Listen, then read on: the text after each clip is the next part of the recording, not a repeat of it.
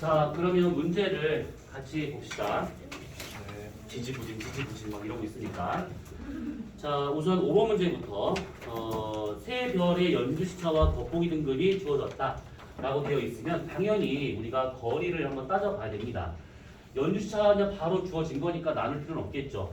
얘는 10파섹이 있을 것이고 얘는 100파섹이 있을 것이고 얘는 5파섹이 있는 그런 별이구나. 그러면 적어도 얘가 10파색에 있는 별이니까 절대 등급은 금방 구할 수 있는 것이 얘는 0등급이 나온다라고 볼 수가 있는 것들이죠.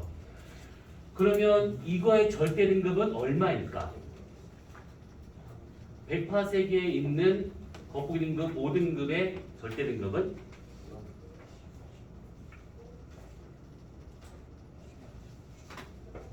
난리 났네. 자, 얘가 지금 100파색에 있는 별이에요. 그러면 절대 등급으로 바꾸려면 10파색을 다 땡겨 와야겠지. 그러면 지구에서 저 멀리 100파색에 있는 이 별이 지금 5등급으로 보이고 있는 중인데 요 앞에까지 10파색까지 끌고 오면 거리가 10분의 1로 줄어든 것이죠. 거리가 10분의 1로 줄어들었다. 그럼 밝기는 100배가 밝아진다. 100배면 등급차는 몇 등급 차? 5등급 차. 그러면 다가왔으니까 얘가 등급이 낮아져야겠죠. 아, 그러면 절대 등급이 0이구나. 이렇게. 그러면 얘는 지금 5파색이에요. 그러면 같은 방법으로 지구에서 5파색에 있는 겉보기 등급이 2등급 별이 있대. 그럼 이것을 뒤로 보내가지고 10파색까지 가야 된다. 이 뜻이죠. 그러면 거리가 2배로 늘어났습니다. 거리가 2배 늘어났다. 그럼 밝기는 4분의 1로 줄어든다라는 얘기가 되고 있는 것이지. 그러면 4분의 1이면 되게 애매하단 말이지. 밝기로 1등급 차면 2.5배지만 2등급 차면 6.25배가 나타나기 때문에 밝기로 4배 정도의 차이가 생긴다는 것은 이 중간이 되고 있어요. 그러면 중간이 된다고 그러면 당황하지 말고 1과 2 사이에 0.5를 더해주시면 돼요. 그냥 0.5 붙여가지고. 그래서 얘는 지금 얘보다 뒤로 물러났는데 4배 정도의 밝기가 줄어든 거니까 여기서 얘가 대략 등급이 한 1.5 정도가 빠졌다라고 생각하시면 돼요. 4배니까 1보다 크고 2보다 작잖아요. 그러면 1.5 정도다라고 생각하시면 돼요. 등급차로는. 그러면 비과세가 더해줘야겠죠. 그러면 얘는 여기서 대략 한 3.5 정도가 나오더라 라는 얘기죠. 대략만 따지면 되는 겁니다. 자, 그러면 기억 랜돈의 겉보기 등급이죠. 가장 밝게 보이는 별 A. 숫자가 제일 작은 거니까 그러겠죠. 니은 지구에서 A까지의 거리는 3.26광년이다. 10파색에 있는 거니까 32.6광년이 되고 있는 거라서 니은 틀렸겠고, 이건 A와 B는 절대 등급 서로 같을 것이다. 구해보니까 둘 다 0등급으로 같게 나오기 때문에 답은 3번이 되고 있다라는 얘기죠. C별은 굳이 절대 등급을 구할 건 아니지만 그래도 나온 김에 차별 없이. 자, 그 다음에 6번 문제. 자, 다음 중 지구에서 가장 멀리 있는 별이라게 되면 단위를 통일을 하시면 돼요. 그러면 32.6광년 18세기에 있는 별이다라고 볼 수가 있는 것이고, 연주시차가 0.1이면 얘는 18세기에 있는 별이 될 것이고, 그 다음에 0.01이니까 연주시차가, 그러면 얘는 100파세. 그 다음에 1파세, 얘는 이렇게 겉보기 등급과 그 다음에 절대 등급의 관계에서 절대 등급이 더 큰 별이다. 그러면 10파세 안에 있는 별이죠. 그러면 얘가 제일 멀리 있는 거구나. 3번이 답이 되고 있는 것이죠. 자, 그 다음에 7번. 어떤 별의 겉보기 등급이 3.5고 절대가 마이너스 11.5가 되고 있을 때 별까지 거리는 얼마일 것인가가 되고 있는데, 아까 공식은 굳이 알고 있을 필요가 없다라고 했었는데, 어차피 앞에 나와 있는 공식이니까 보면서 하시면 겉보기 등급 빼기 절대 등급이라고 하는 것은 마이너스 5 플러스 5 로그 R로 구할 수 있는 것이고, 그때 이 거리의 단위는 파색이 되고 있는 겁니다. 그러면 그대로 넣으시면 돼요. 3.5 빼기 마이너스 11.5, 그 다음에 마이너스 5 넘기니까 플러스 5가 될 것이고, 5를 넘기니까 이렇게 되겠죠. 로그 R이 되고 있는 것이죠. 그러면 이거 더해서 지금 15, 이거 더해서 20, 20을 오르가니까 4는 로그 R. 그러면 10의 4승이라는 얘기죠. 그러면 만파세. 답은 5번. 로그 배웠지? 네. 완전 쉬운 사용 로그였던 것이죠. 타원은 이제 알고 있지? 타원 알아? 타원이 뭔지 알아? 알 거야. 믿어. 자, 그 다음에 8번 문제를 봅시다. 자, 8번을 보게 되면 이렇게 나왔대요. 자, 겉보기 등급과 절대 등급을 나타낸 것들이다. 자, 우선 A가 여기 있고요. B, C, D가 되고 있습니다. 자, 우선은 기억, 광도와 가장 큰 별, 가장 밝은 별. 그러니까 광도라 하게 되면 절대 등급을 말하고 있습니다. 실제 밝기. 그러면 일로 갈수록 밝은 거니까 A가 지금 가장 절대 등급이 가장 그 작은 거, 가장 밝은 거가 되고 있어서 기억은 우선은 맞습니다. 광도가 가장 큰 별, 가장 밝은 별 A가 되고 있는 것들이에요. 그 다음에 B는 연주차가 1초가 될 것이다 했는데 B가 지금 요거랑 지금 같은 거잖아요. 그러면 얘는 지금 18세기에 있는 거다라고 볼 수 있는 거라서 D는 틀렸죠. D는 지구에서 가장 가까운 별은 C가 될 것이다. 이렇게 나오면 그냥 단순하게 겉보기 빼기 절대 등급이 거리다라고 생각을 하고 숫자가 작으면 작을수록 제일 가까이 있는 별입니다.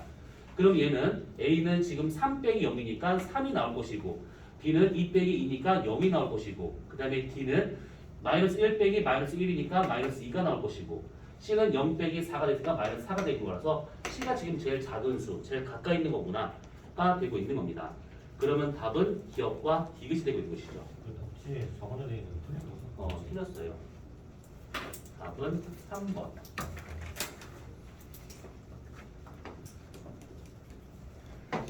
자, 그 다음에 쭉 보면 여기 하나 있을 겁니다. 자, 이게 무슨 내용이냐면 먼저 글을 보시면 자, 실선이 절대 등급이 n 등급인 어떤 별들의 거리와 겉보기 등급의 관계를 나타낸 것들이다 라고 되어 있는데 이게 무슨 말이냐면 지구에서 어느 별이 이렇게 있을 것이고 이 별의 절대 등급이 얼마가 주어질 겁니다. 이게 뭐 숫자는 모른다 치고 그러면 이 별이 뒤로 쭉 물러나요. 이렇게.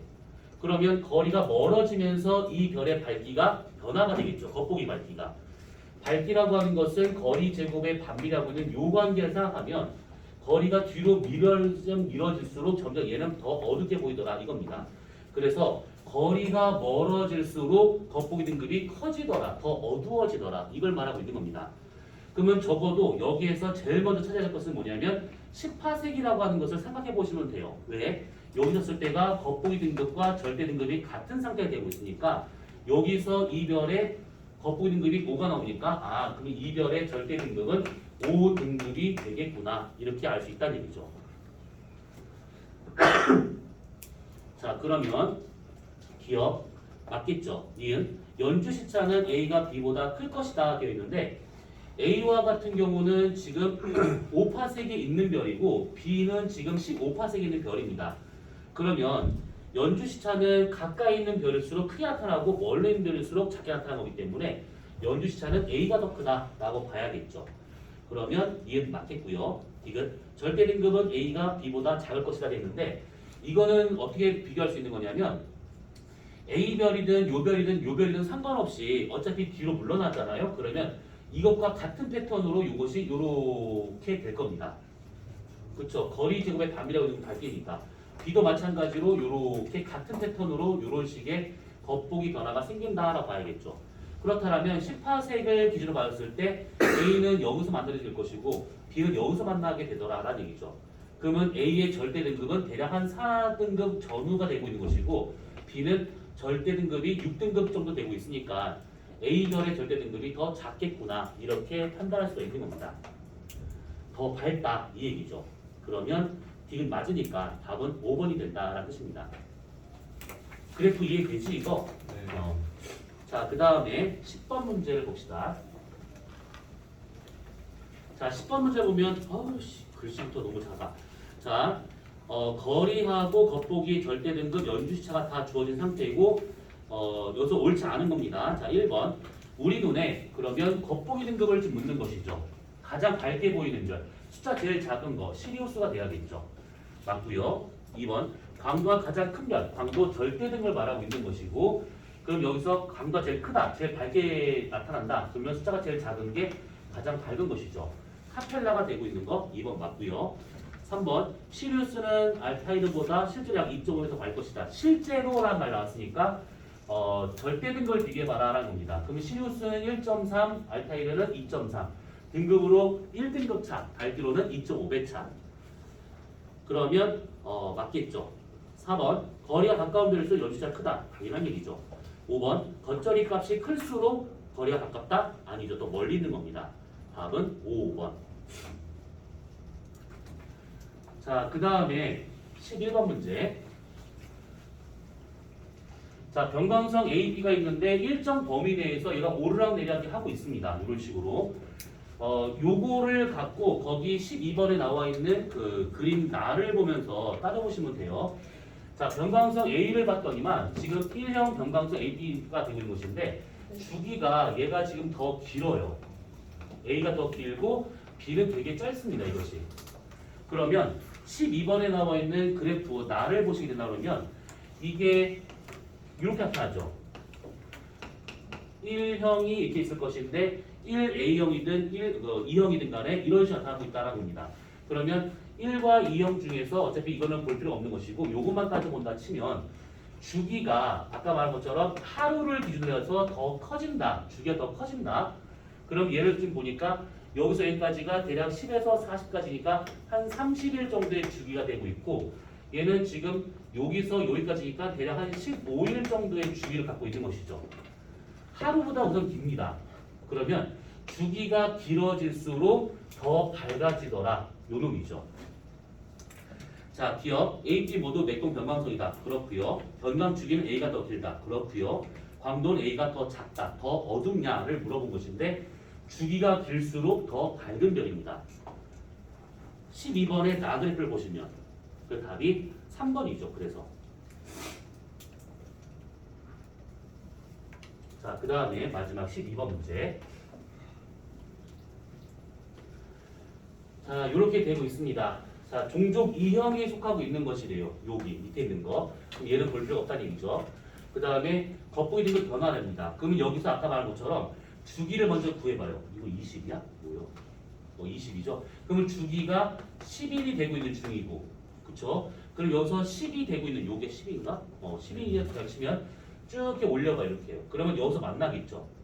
그러면 요 쭉 가게 되면 얘가 마이너스 4등급 정도가 절대 등급으로 구해지더라 이겁니다.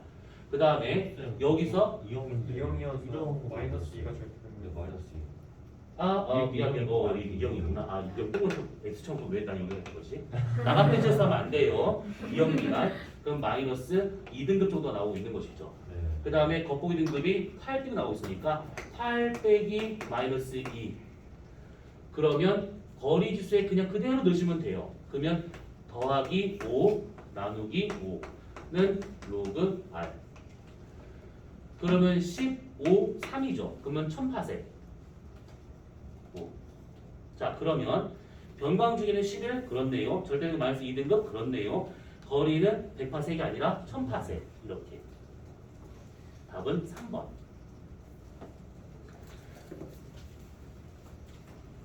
산수 문제죠.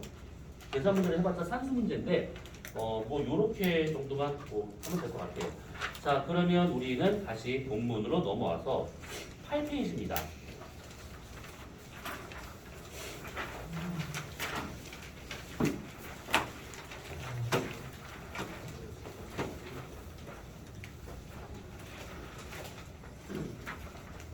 자, 요것이 있어요. 여기서는 우리가 요 예전에 한번 정리했었던 것들이라서 기억이 잘 나실 거라 믿어요. 자, 우선은 지금 여기 글을 먼저 한번 보세요. 자, 고유운동이라고 하는 것이 나옵니다. 고유운동. 자, 얘와 같은 경우는 뭐냐면 이게 별이 실제로 우주 공간상에서 얘가 운동을 해요. 그러니까 무슨 말이냐면 여기에 있다가 얘가 일로 간 겁니다. 이런 식으로. 그러면 우주 공간상에서 여기서 이만큼의 실제 속도로 얘가 이렇게 움직였겠구나라는 것을 알 수 있다 이 얘기죠. 그러면 얘가 여기서 이렇게 간 거를 우리가 어떻게 계산할 수 있는 거냐면 요 나중 위치에서 처음 시선 방향에 선을 그려서 직각을 만나게 그린다고 하면 직각삼각형이 나오죠. 이렇게. 그러면 이 빗별의 길이라고 하는 것은 얘하고 얘만 구할 수 있으면 요거는 그냥 루트를 씌우면 되는 거다. 이렇게 되는 것들이죠. 그러면 얘 같은 경우는 우리가 시선 속도에 대한 얘기를 워낙 많이 했으니까 이거 기억나실 거야. 시선 속도 VR이라고 친다고 하면 얘가 음수가 나왔대요. 접근, 후퇴, 정지.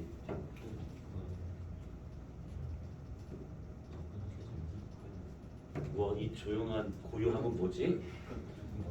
시선 속도가 음수가 나왔대. 접근이 되고 접근. 그러면 양수가 나왔다. 멀어지고 있는 후퇴. 그러면 0이 나왔다. 얘 같은 경우에는 정지된 게 아니다라고 했습니다.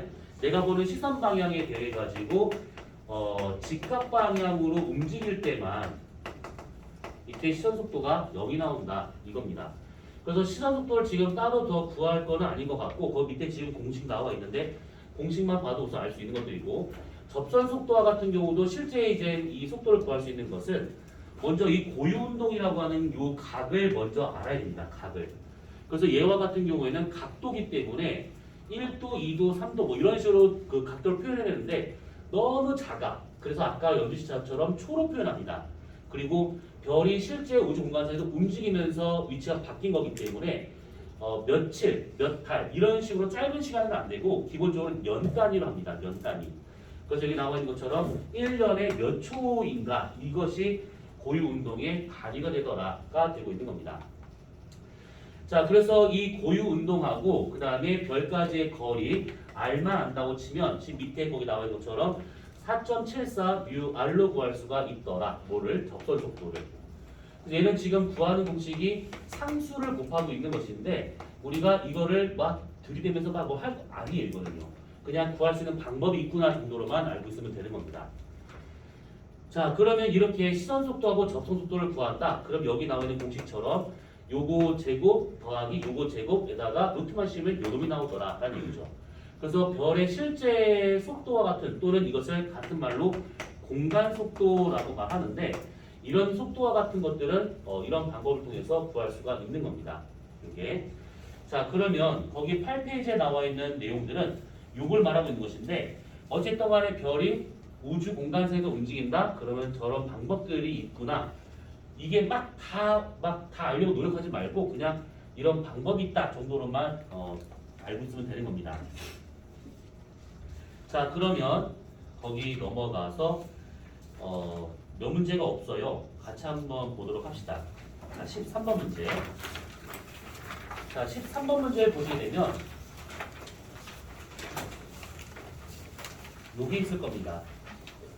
자, 이 그림이 뭘 말하고 있는 거냐면 북두칠성이 10만 년 전과 지금과 10만 년 후의 모습을 각각 나타낸 것들이다라고 합니다. 아주 꽤 오랜 시간 동안에 별이 우주 공간상에서 움직이기 때문에 별자리 모양이 달라질 수밖에 없다. 뭐 요겁니다. 자, 그러면 이렇게 모양이 달라지는 원인이 뭐냐라고 한다 치면 몇 번일까요? 4번이죠. 별 자체가 움직인 겁니다. 이것이. 자, 그 다음에 넘어가서 14번 문제를 보세요. 자, 이렇게 나와 있대요. 자, 어느 별이 1년 동안 A에서 B로 이동한 그 모습을 나타낸 것들이다 라고 되어 있습니다. 자, 그러면 여기에서 별의 공간 속도를 알기 위해서 별의 공간 속도를 알기 위해서는 접선 속도와 시선 속도 두 가지를 알아야 되는 것인데 접선 속도를 구하는 것은 아까 이 것처럼 4.74 고유 운동 곱하기 거리가 되고 있는 것이고 시선 속도와 같은 경우를 구하려면 얘는 파장 변화량을 구해야 되는 것들이죠. 델타 람다가 얼마인지를 얘를 구해야지만 시선 속도를 알 수 있더라 이겁니다. 거기 앞에 공식 나와 있으니까 그 공식을 보시면 돼요. 자, 그러면 계산하기 위해서는 결국 접선과 시선 속도가 되는 것이고 여기서 공간 속도를 구한다. 그러면 기억, 고유 운동 알아야겠죠. 별의 질량 알 필요가 없습니다. 디귿, 별의 절대 등급 알 필요가 없는 것이죠. 별의 거리 알아야 되는 것이고 별빛 스펙트럼의 편의량 그게 델타 람다가 되고 있기 때문에 이걸 알아야 되는 겁니다. 그러면 답은 3번이 되더라. 요 놈이죠.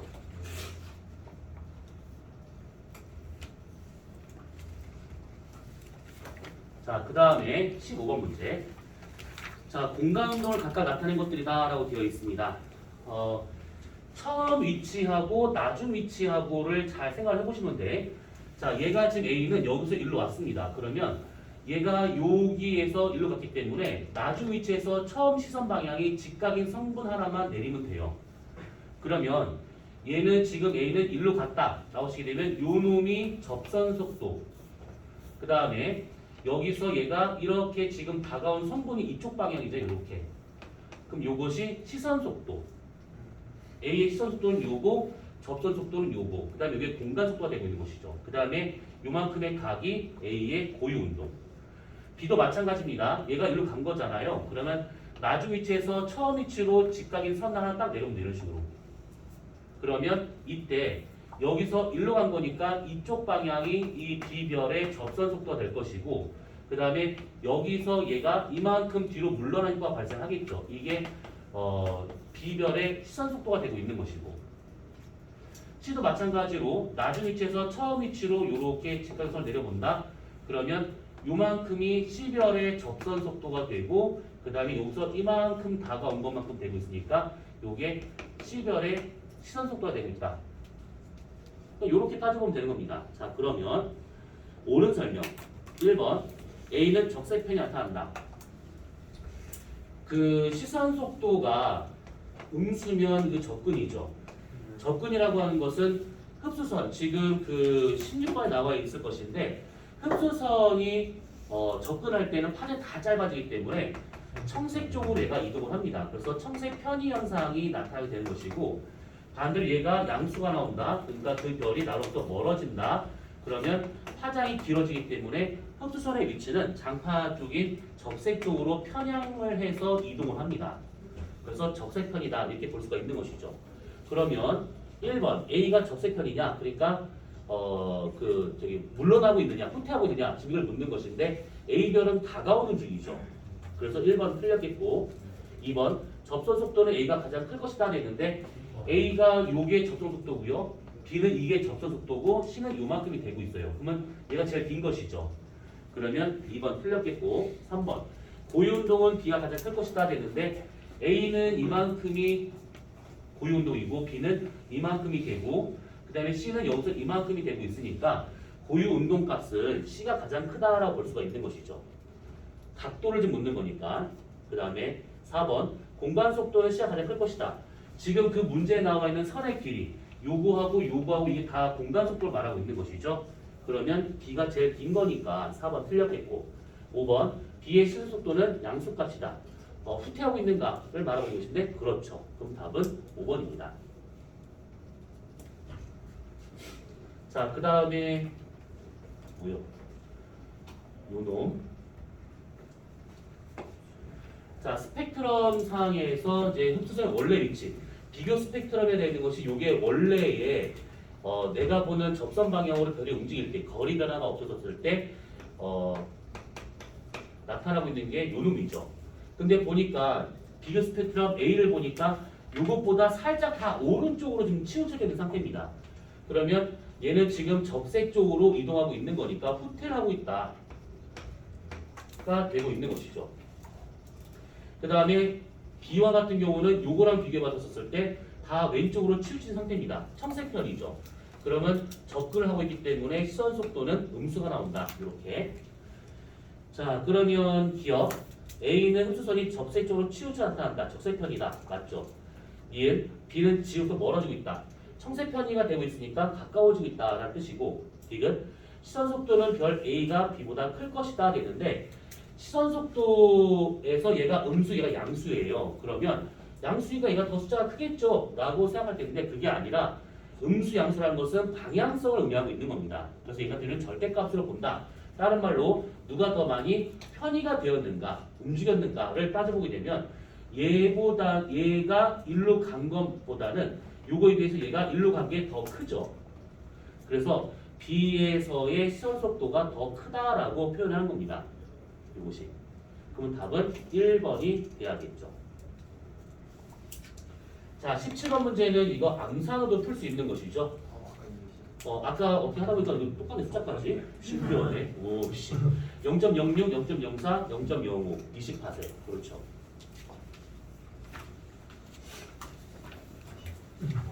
무의식적으로 저 문제가 있었었나 보다, 머릿속에.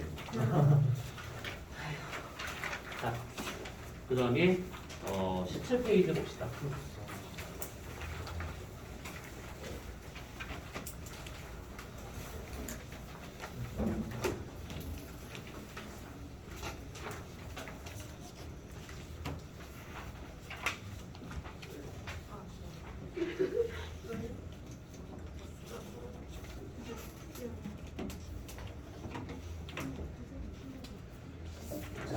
별의 표면 온도에 대한 얘기가 나옵니다. 자, 우선은 먼저 빠르게 한번 봅시다, 이거. 자, 우선은 지금 보면 여기에 몇 페이지? 17페이지 보게 되면 별의 표면도가 먼저 나와요. 별의 물리량들 중에서 표면도가 쭉 나와서 어떻게 구한다라고 하는 것이 나오고, 그 다음에 표면도를 이제 나타낼 수 있는 방법 중에 이런 그 색지수가 있다라고 하는 것이 나오게 되고, 그 다음 넘어가게 되면 스펙트럼과 표면 온도에 대한 것이 쭉 나오고 있고, 이런 것들. 이거 여러분 다 외웠던 것들이죠? 오비어 파이버 티스미 이런 거. 그렇지? 원래 노랗 그 뭐냐 저기 약간 안 좋은 것들은 머릿속에 떠나질 않아요. 그 다음에 이렇게 되고 있는 것들이고, 별의 질량 구하는 것이 뒤에 나온 게 있을 겁니다. 쌍성으로부터 해서 구하는 방법이 또 나오는데 난리 났죠. 이게 물리하자는 거예요? 그럴 수도 있어요. 그런데 요거 같은 경우는 나 지금 이 그림 그리려고 진짜 죽을 뻔했는데 아무튼 잘 그렸죠 그림은. 근데 아무튼 요렇게 해서 별의 질량을 구할 수 있다. 그 다음에 질량 광대 관계가 나온 것이 있고 별의 반지름 구하는 것이 있는데 요거는 우리가 그때 한번 살짝 얘기를 했었던 부분입니다. 그래서 요렇게 스테판 볼츠만의 법칙 갖다 구하거나 이런 쌍성을 통해서 구한다거나 아무튼 요런 것들이 있고요. 그래서 반지름을 이렇게 쭉 구합니다. 아무튼 그래서 별의 물리량이라게 되면 뭐 여러 가지 있긴 하겠지만 지금 얘기했던 것들처럼 뭐 이런 것들이 좀 기본적인 물리량이다라고 생각하시면 돼요. 그러면 지금 우리가 막 이걸 막 공식같이 막 다 외워야 되고 다 문제 풀어봐야 되나요? 아니요, 그거를 하는 것이 아니고 다시 한번 얘기하는데 방법적인 것이 있다라는 걸 알려주면 돼요. 그러니까 하다 보면 나중에 면접 때 만약에 뭐 비슷한 문제 나왔다 그러면 생각을 하면 충분히 대답할 수 있을 정도까지만 가면 되는 것들입니다. 자, 그러면 표면 온도부터 먼저 보도록 합시다. 자, 우선은 별이라고 하게 되면 온도를 얘기를 할 때 여러 개가 있습니다. 별의 표면 온도를 말하는 경우도 있고, 별의 중심부 온도를 말하는 경우도 있고, 별의 대기 온도를 말하는 경우가 있습니다. 그래서 그냥 뭐 아무 말이 없으면 보통은 별의 표면 온도를 말하고 있는 거다라고 생각하시면 돼요. 자, 이 별의 표면도를 먼저 하기 전에 여기서 흑체 복사라는 말이 먼저 나오는데 흑체는 검은색 물체란 뜻이죠. 얘 같은 경우는 실제 존재하는 물체는 아니고 가상으로 있는 물체입니다. 왜 가상이냐면 여기서 보시면 얘 같은 경우가 그 외부에서 어떤 에너지를 빛을 통해서 얘한테 에너지를 가합니다. 그러면 이 흑체라고 하는 것은 이 외부에서 들어오는 그 빛을 반사하거나 산란하거나 이런 거 전혀 없이 전부 다 싹 다 흘리지 않고 흡수하는 그런 물체다 보니까 이것을 우리가 가상의 물체라고 얘기를 하고 있어요. 100%다 흡수한다라고 하는 것은 이게 아마 뉴스 같은 걸 보시게 되면 간혹 지금까지 제일 까만색을 발견했다 막 해가지고 이게 99.8% 뭐 이런 식으로 막 나오는 경우가 있어. 근데 그건 흑체가 아니에요. 왜 그러냐면 까만색이다라고 하는 것은 가시광선 영역 중 거의 다 흡수된다는 뜻이지 자외선, X선, 감마선, 적외선, 전파 이것을 다 흡수한다는 뜻이 아니잖아요. 그렇기 때문에 가시광선 영역만 받았을 때 흡수율이 높다는 뜻이지 모든 파장을 흡수한다는 뜻이 아닙니다. 그래서 얘 같은 경우에는 실제 존재하는 물체도 아닐 뿐더러 우주 공간상의 블랙홀 정도가 웬만한 그 빛들을 다 이제 들이마시고 있는 중이죠. 다 이렇게 빨려 들어가는 중이죠. 그러면 블랙홀은 흑체 아닌가요? 블랙홀 같은 경우에도 일부가 튕겨 나옵니다. 그렇기 때문에 걔도 흑체가 아니에요. 그래서 얘 같은 경우에는 그리고 블랙홀은 흡수한다는 표현을 쓰면 좀 그렇죠. 공간의 외부부로 빛이 직진하고 있는 상황에서 그냥 글로 들어가는 것뿐이지 흡수되는 것은 아닙니다. 그래서 이것을 흑체라고 표현하진 않아요.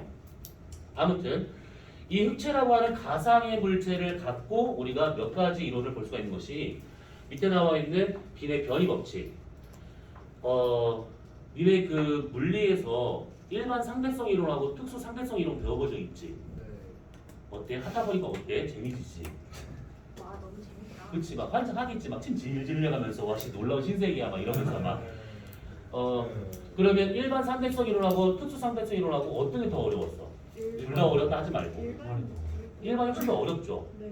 왜냐하면 특수 상대성 이론과 같은 경우에는 특수한 환경에서 조건을 다 제약을 하고 되게 단순하게 가상적인 세계에서 볼 수 있는 상대성 이론인데 일반 상대성 이론은 진짜 변수를 집어 넣어가지고 보는 거기 때문에 더 많이 복잡합니다. 마찬가지예요. 흑체 복사를 먼저 하는 이유가 뭐냐면 그런 변수들을 다 제외하고 제일 이상적인 상태에서의 복사를 말하려고 하기 때문에 가상의 물체를 지금 얘기하고 있는 것들입니다. 빈의 변이 법칙이라고 하는 것은 지금 보면 뭐 이렇게 나와 있는데 이거 다 필요 없고요. 그냥 요것 말고서 될 것인데 여기서 람다 맥스가 뭐예요? 라고 하게 되면 어떤 물체가 에너지를 흡수하고 난 다음에 다시 재방출할 겁니다. 그러면 그 재방출할 때 얘도 마찬가지로 빛을 통해서 외부로 에너지를 방출할 거다라고 봐야겠죠. 물체가 이렇게 있으면 이 물체가 외부로 이렇게 빛을 통해서 그 에너지를 발산할 것인데 그때 얘 같은 경우는 파장으로 얘가 나가게 될 겁니다. 전자기파 형태로 얘가 빛을 방출하고 있는 거니까. 그러면 이때 이 물체의 표면의 온도가 얼마냐에 따라서 얘가 방출하는 파장이 단파 쪽이냐 장파 쪽이냐 이걸 말하고 있는 겁니다. 그래서 온도가 높으면 고온이 되면 방출하는 에너지는 고에너지 상태로 얘가 방출이 돼야겠죠. 그래서 파장이 짧아지는 상태가 되더라라는 겁니다. 반대로 온도가 낮은 물체와 같은 경우에는 방출하는 에너지가 낮은 상태다 보니까 파장이 길어야겠죠. 요걸 의미하고 있는 것들이에요. 그래서 람다 맥스와 같은 경우는 방출하는 파장 영역들 중 가장 센 에너지를 방출하는 파장을 말하고 있는 것인데 그건 잠깐만 제껴두고 아무튼 온도에 반비례하고 있다는 뜻입니다. 온도가 높을수록 파장은 짧아지고 온도가 낮을수록 파장은 길어지더라. 요 관계예요, 결국은. 그래서 변이 법칙은 그냥 이런 거구나 정도로만 봐두시면 되는 것이고 두 번째 밑에 나와 있는 슈테판 볼츠만의 법칙이라고 나온 것이 있습니다. 자, 요 사람들은 뭔 얘기를 한 거냐면 여기서 방출되고 있는 이 에너지하고 이 물체의 표면과의 상관관계를 따져본 겁니다. 그랬더니 저런 식으로 시그마 T 4승으로 구할 수 있더라 라고 하는 것이 나오게 돼요. 자, 여기서는 어떤 걸 받을 거냐면 우선은 문제를 풀기 위해서 저 공식은 우선 알고 있어야 되는 것이고 쭉 보시게 되면 단위 시간, 단위 면적이 있는데 시간은 아무런 소용이 없습니다. 단위 시간이든 하루든 1년이든 상관이 없어.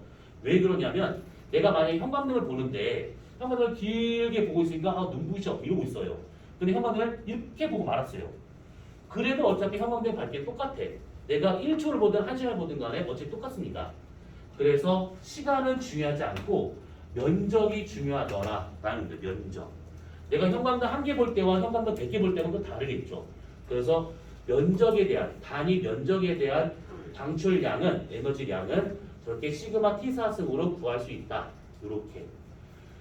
자, 그럼 우리 지금 두 가지 얘기했었어요. 변이 법칙하고 슈테판 벌처 법칙을 했는데 둘 다 정확하게 식을 들여서 뭔가 계산한다? 그런 문제는 아닙니다. 그냥 관계식 정도만 알고 있으면 돼요. 람다 맥스와 같은 경우는 온도에 반비례하는구나. 방출되는 에너지는 온도 4승에 비례하고 있구나. 이렇게만 알고 있으면 되는 겁니다. 상수까지 할 필요 없이 그냥 이렇게 두 개의 관계만 따져볼 줄 알면 되는 것들이에요. 자, 그 다음에 밑에 나와 있는 이 플랑크 곡선이 방금 있던 그 두 가지를 합친 게 요 놈입니다. 자, 얘와 같은 경우는 뭐냐면 흑체에서 방출되고 있는 에너지를 파장에 따라서 곡선으로 얘를 나타낸 것들입니다. 그래서 뭐 7000켈빈, 6000켈빈, 4000켈빈까지 쭉 이렇게 나타나고 있는 것들인데 여기에서 먼저 그 변이 법칙을 따져보자면 람다 맥스는 온도에 반비례하고 있어요. 이게 람다 맥스가 뭐냐면 7000켈빈이라고 하는 어떤 물체는 여기서부터 여기까지 이 그림상으로는 여기까지가 모든 파장 영역에서 에너지를 방출하고 있습니다. 근데 그 중에서 제일 많은 에너지를 방출하는 곳은 어디냐면 요 놈이죠. 여기 파장에서 가장 센 에너지를 방출하고 있습니다. 이것을 7000켈빈의 람다 맥스라고 말을 해요. 그러면 6000켈빈은 여기서 가장 센 에너지를 방출하고 있으니까 그때 파장은 여기가 될 것이고 5000은 여기가 될 것이고 4000은 여기가 돼야겠죠. 온도가 낮아질수록 람다 맥스의 위치가 점차 장파 쪽으로 이동을 하고 있더라 이겁니다. 그 다음에 여기서 이 곡선의 밑면적이 나오게 될 것인데 뭔 말이냐면 여기서부터 여기까지 7000켈빈이라고 6000켈빈을 가져간다 치면 요 면적만큼 이 면적이 의미하는 것은 뭐냐면 방출하고 있는 에너지량을 말하고 있는 거예요. 방출하고 있는 에너지량. 얘가 만약 단위 면적에서 방출되고 있는 에너지량이다. 그러면 이거의 밑면적은 간단하게 시그마 T4승으로 구할 수가 있는 것이죠. 간단하게. 위에 나와 있는 스테판 볼츠만 법칙이 단위 시간당 단위 면적에서 방출되고 있는 에너지량이니까 결국 이 곡선에서 여기서부터 여기까지 이 파장대별로 방출하고 있는 전체 에너지량의 적분값, 요 밑면적 값은 어차피 이렇게 구해지더라라는 겁니다. 단위 면적일 경우에는.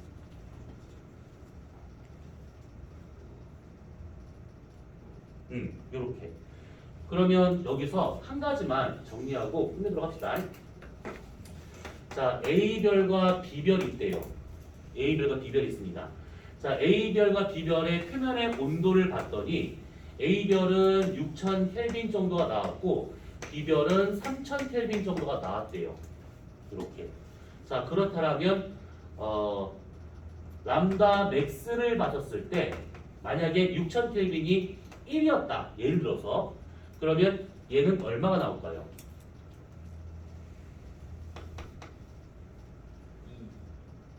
이거 2가 나와야겠죠. 단순 반비례니까. 람다 맥스는 온도의 단순 반비례니까 얘가 지금 2배가 더 큰 거니까 얘는 그만큼 더 길어진 겁니다. 그러면 방출되고 있는 에너지량 단위 면적 방출되고 있는 에너지량은 얘가 만약에 1이다. 그럼 얘는 얼마가 나와야 될까? 16. 요거 16이 나와야겠죠. 온도의 4승에 비례하고 있는 거니까 2배 높은 거니까 그걸 4승만큼 얘가 더 많이 방출되고 있더라. 요겁니다. 여기서 말하는 요 방출량은 이 그래프에서는 면적을 의미하고 있다라고 보시면 돼요. 면적 B도 1대 16이 되고 있더라. 이렇게. 간단하지? 네, 그래. 네. 자, 그러면 요 얘기는 우선 이렇게만 하기로 하고요. 시간이 다 됐으니까 18페이지부터 나와 있는 색지수에 대한 얘기는 다음 주에 하도록 합시다. 아이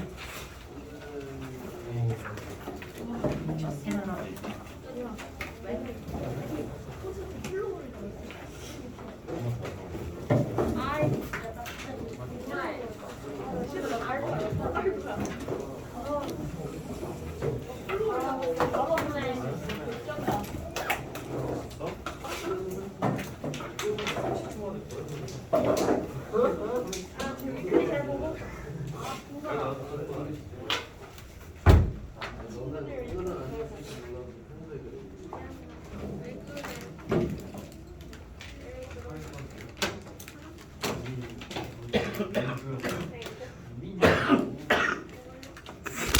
숨 쉬겠네.